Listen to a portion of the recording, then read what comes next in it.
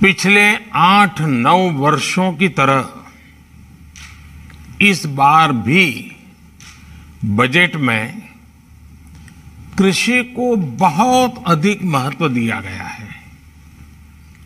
पिछले कुछ वर्षों से बजट के अगले दिन के अखबारों को देखेंगे तो आप पाएंगे कि हर बजट को गांव, गरीब और किसान का बजट कहा गया है। 2014 में कृषि बजट 25,000 करोड़ रुपए से भी कम था। हमारे आने से पहले 25,000 करोड़। आज देश का कृषि बजट बढ़कर 1,25,000 करोड़ रुपए से भी ज्यादा हो गया है। साथियों, आजादी के बाद लंबे समय तक हमारा कृषि क्षेत्र अभाव के दबाव में रहा। हम अपनी खाद्य सुरक्षा के लिए दुनिया पर निर्भर थे, लेकिन हमारे किसानों ने हमें न सिर्फ आत्मनिर्भर बनाया, बल्कि आज उनकी वजह से हम निर्यात करने में भी सक्षम हो गए हैं। आज भारत कई तरह के कृषि उत्पादों को निर्यात कर रहा है। हमने घरेलू और अंतर्राष्ट्रीय बाजारों तक किसानों की पहुंच को आसान बनाया है, लेकिन हमें ये भी ध्यान रखना है कि बात चाहे आत्मनिर्भरता की हो या निर्यात की, हमारा लक्ष्य सिर्फ चावल, गेहूं तक ही सीमित नहीं रहना चाहिए। उदाहरण के लिए 21-22 में दलहन के आयात पर 17,000 करोड़ रुपए खर्च करने पड़े। वैल्यू एडेड फूड प्रोडक्ट्स के आयात पर 25,000 करोड़ रुपए खर्च हुए। इसी तरह 21-22 में खाद्य तेलों के आयात पर 1.5 लाख करोड़ रुपया खर्च हुए। सिर्फ इतनी ही चीजों के आयात पर करीब 2 लाख करोड़ रुपए खर्च हो गए। मतलब इतना पैसा देश के बाहर चला गया। ये पैसा हमारे किसानों के पास पहुंच सकता है अगर हम इन कृषि उत्पादों के क्षेत्र में भी आत्मनिर्भर बन जाएं। पिछले कुछ वर्षों से लगातार बजट में इन सेक्टर्स को आगे बढ़ाने वाले फैसले किए जा रहे हैं।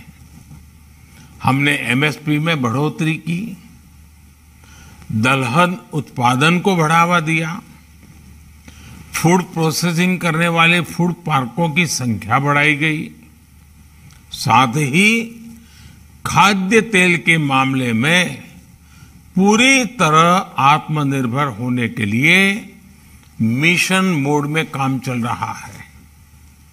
साथियों, जब तक हम एग्रीकल्चर सेक्टर से जुड़ी चुनौतियों को दूर नहीं कर लेते, संपूर्ण विकास का लक्ष्य हासिल नहीं हो सकता। आज भारत के कई सेक्टर्स तेजी से आगे बढ़ रहे हैं।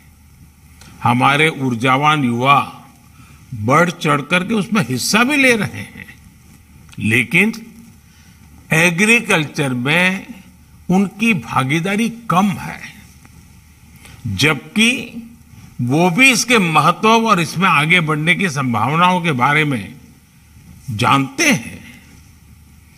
प्राइवेट इनोवेशन और इन्वेस्टमेंट इस सेक्टर से दूरी बनाए हुए हैं। इस खाली जगह को भरने के लिए इस साल के बजट में कई तरह के ऐलान किए गए हैं। उदाहरण के लिए एग्रीकल्चर सेक्टर में ओपन सोर्स बेस्ड प्लेटफॉर्म को बढ़ावा, हमने डिजिटल पब्लिक इंफ्रास्ट्रक्चर को ओपन सोर्स प्लेटफॉर्म की तरह सामने रखा है। ये बिल्कुल उसी तरह है जैसे यूपीआई का ओपन प्लेटफॉर्म, जिसके जरिए आज डिजिटल ट्रांजैक्शन हो रहा है। आज जैसे डिजिटल ट्रांजैक्शन में क्रांति हो रही है, उसी तरह एग्रीटेक डोमेन में भी इन्वेस्टमेंट और इनोवेशन की अपार संभावनाएं बन रही है। इसमें संभावना है लॉजिस्टिक्स को बेहतर बनाने की, इसमें अवसर है बड़े बाजार तक पहुंच को आसान बनाने का, इसमें मौका है टेक्नोलॉजी के जरिए ड्रिप इरिगेशन को बढ़ावा देने का, साथ ही सही सलाह सही व्यक्ति तक समय से पहुंचाने की दिशा में हमारे युवा काम कर सकते हैं। जिस तरह से मेडिकल सेक्टर में लैब काम करते हैं, उसी तरह से निजी सॉइल टेस्टिंग लैब्स स्थापित किए जा सकते हैं। हमारे युवा अपने इनोवेशन से सरकार और किसान के बीच सूचना के सेतु बन सकते हैं। वो ये बता सकते हैं कि कौन सी फसल ज्यादा मुनाफा दे सकती है। वो फसल के बारे में अनुमान लगाने के लिए ड्रोन का इस्तेमाल कर सकते हैं। वो पॉलिसी मेकिंग में मदद कर सकते हैं। युवा अपने इनोवेशन से किसी जगह पर मौसम में आ रहे बदलावों की रियल टाइम इंफॉर्मेशन भी उपलब्ध करा सकते हैं। यानी हमारे युवाओं के लिए इस सेक्टर में करने के लिए बहुत कुछ है। इसमें सक्रिय भागीदारी करके वो किसानों की मदद करेंगे, साथ ही उन्हें भी आगे बढ़ाने का अवसर मिलेगा। साथियों, इस बार के बजट में एक और महत्वपूर्ण घोषणा हुई है। एग्रीटेक स्टार्टअप्स के लिए एक्सेलरेटर फंड की व्यवस्था की गई है। इसलिए हम सिर्फ डिजिटल इंफ्रास्ट्रक्चर का निर्माण ही नहीं कर रहे हैं, बल्कि हम आपके लिए फंडिंग एवेन्यूज भी तैयार कर रहे हैं। तो अब हमारे युवा एंटरप्रेन्योर्स की बारी है, वो उत्साह से आगे बढ़े और लक्ष्य हासिल करके दिखाएं। हमें ये भी ध्यान में रखना होगा कि 9 वर्ष पहले देश में एग्री स्टार्टअप न के बराबर थे, लेकिन आज ये 3000 से भी ज्यादा है। फिर भी हमें और तेज रफ्तार से आगे बढ़ना होगा। साथियों, आप सब जानते हैं कि भारत की पहल पर इस साल को इंटरनेशनल ईयर ऑफ मिलेट्स घोषित किया गया है। मिलेट्स को अंतर्राष्ट्रीय पहचान मिलने का मतलब है कि हमारे छोटे किसानों के लिए ग्लोबल मार्केट तैयार हो। मोटे अनाज को अब देश ने इस बजट में श्री अन्न की पहचान दी है। आज जिस तरह श्री अन्न को प्रमोट किया जा रहा है, उससे हमारे छोटे किसानों को बहुत फायदा होगा। इस क्षेत्र में ऐसे स्टार्टअप के ग्रोथ की संभावना भी बढ़ी है जो ग्लोबल मार्केट तक किसानों की पहुंच को आसान बनाए। साथियों, भारत के सहकारिता सेक्टर में एक नया रिवॉल्यूशन हो रहा है। अभी तक ये देश के कुछ एक राज्यों और कुछ एक क्षेत्रों तक ही सीमित रहा है, लेकिन अब इसका विस्तार पूरे देश में किया जा रहा है। इस बार के बजट में कोऑपरेटिव सेक्टर को टैक्स संबंधी राहतें दी गई हैं जो काफी महत्वपूर्ण है। और अब तो हमने कोऑपरेटिव मंत्रालय ही अलग बना दिया है। अब आगे मैन्युफैक्चरिंग करने वाली नई सहकारी समितियों को कम टैक्स रेट का फायदा मिलेगा। सहकारी समितियों द्वारा 3 करोड़ रुपए तक की नगद निकासी पर टीडीएस नहीं लगेगा। कोऑपरेटिव सेक्टर के मन में हमेशा से एक भाव रहा है कि बाकी कंपनियों की तुलना में उनके साथ भेदभाव किया जाता है।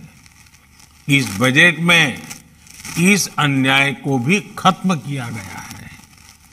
एक महत्वपूर्ण फैसले के तहत शुगर कोऑपरेटिव द्वारा 16-17 के पहले किए गए पेमेंट पर टैक्स छूट दी गई है। इससे शुगर कोऑपरेटिव को 10,000 करोड़ का फायदा होगा। साथियों, जिन क्षेत्रों में सहकारी संस्थाएं पहले से नहीं है, वहां डेयरी और फिशरीज से जुड़ी सहकारी संस्थाओं से छोटे किसानों को बहुत लाभ होगा। विशेषकर फिशरीज में हमारे किसानों के लिए कई बड़ी संभावनाएं मौजूद हैं। पिछले 8-9 वर्षों में देश में मत्स्य उत्पादन करीब 70 लाख मीट्रिक टन बढ़ा है। 2014 के पहले इतना ही उत्पादन बढ़ाने के में करीब 30 साल लग गए थे, 3 दशक। इस बजट में पीएम मत्स्य संपदा योजना के तहत 6,000 करोड़ की लागत से एक नए सब कंपोनेंट की घोषणा की गई है। इससे फिशरीज वैल्यू चेन के साथ साथ मार्केट को बढ़ावा मिलेगा। इससे मछुआरों और छोटे उद्यमियों के लिए नए अवसर बनेंगे। साथियों, हम प्राकृतिक खेती को बढ़ावा देने और केमिकल आधारित खेती को कम करने की दिशा में भी तेजी से काम कर रहे हैं। पीएम प्रणाम योजना और गोवर्धन योजना से इस दिशा में बड़ी मदद मिलेगी। मैं आशा करता हूं हम सब एक टीम के रूप में इन सभी विषयों को आगे बढ़ाएंगे।